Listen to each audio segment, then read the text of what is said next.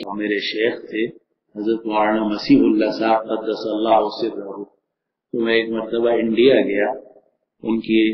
خدمت میں حاضری کے لیے جلال آباد ضلع مظفر نگر، اور بڑا مجھے اہم فیصلہ کرنا تھا کہ میں لاہور میں رہوں جہاں میرے 40 سال عمر گزر چکی تھی، یا میں کراچی منتقل ہو جاؤں۔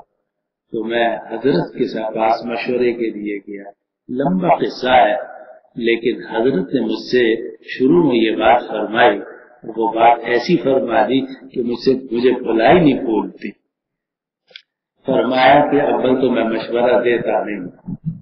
لیکن آپ چونکہ اپنے ہیں، کیونکہ حضرت سے میرا بہت الحمدللہ تعلق تھا، رشتہ داری بھی تھی، حضرت نے فرمایا آپ اپنے ہیں تو اس لیے آپ فلاں وقت میں آ جائیں تو پھر میں کچھ عرض کروں گا۔ پھر اگلے دن میں پہنچ گیا تو لمبی چوڑی بات ہوئی، اس کے شروع میں وہ بات فرمائی جو میں عرض کر رہا ہوں، وہ یہ کہ حضرت نے مجھ سے یہاں سے بات شروع فرمائی کہ دیکھو ایسی جگہ کہ جہاں خیر ہی خیر ہو اور کوئی شر نہ ہو، وہ ایک ہی جگہ ہے اور وہ ہے جنت،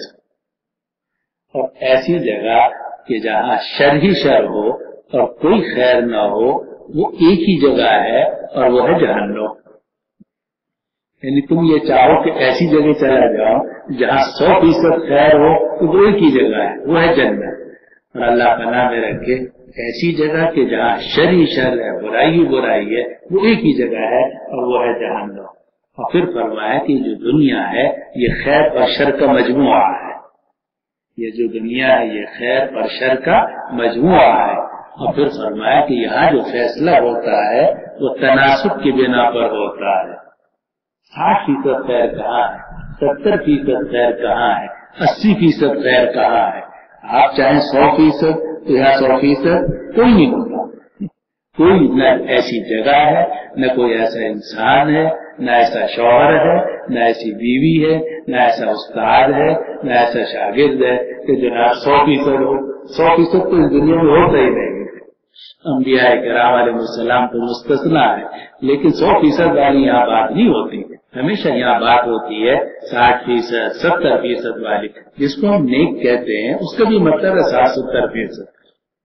جس کو ہم کہتے ہیں خیر ہی خیر ہے، اس کا مطلب بھی یہ ہے کہ اس میں خیر غالب ہے۔ اور یہیں سے مسئلہ حل ہو جائے گا اس کا بھی کہ انسان استخارہ کرتا ہے،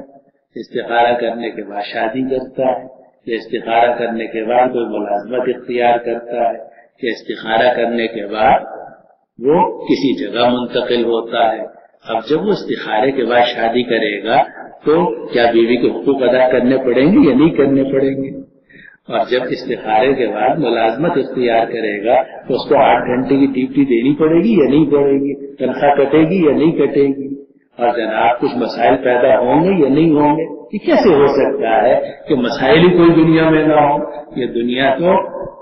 دارالحزن ہے، یہ دنیا جو ہے یہ تو سجن المومن ہے، قید خانہ ہے، تو یہاں تو کچھ نہ کچھ تکلیفیں تو ہوتی ہیں۔ جب استخارہ کیا جاتا ہے، استخارے کے بعد اگر اللہ تعالیٰ ایک طرف رجحان کر دے اور آدمی شادی کر لے یا ملازمت اختیار کر لے یا کسی جگہ کی طرف استخارے کے بعد منتقل ہو جائے، اس کا یہ مطلب نہیں ہوگا کہ 100% یہاں خیر ہے، بلکہ اس کا مطلب یہ ہوگا کہ وہ جو آپ نے 2 میں استخارہ کیا تھا اس میں خیر کم تھی اور اس کے اندر خیر زیادہ ہے۔ وہاں خیر اگر 55% تھی تو یہاں خیر جو ہے وہ 70% ہے۔ آپ کو 30% خرابیاں تو نظر آ رہی ہے، لیکن آپ کو یہ اندازہ نہیں ہے کہ اگر آپ دوسری جگہ کو اختیار کرتے تو وہاں 45% خرابیاں آپ کی ہوتی۔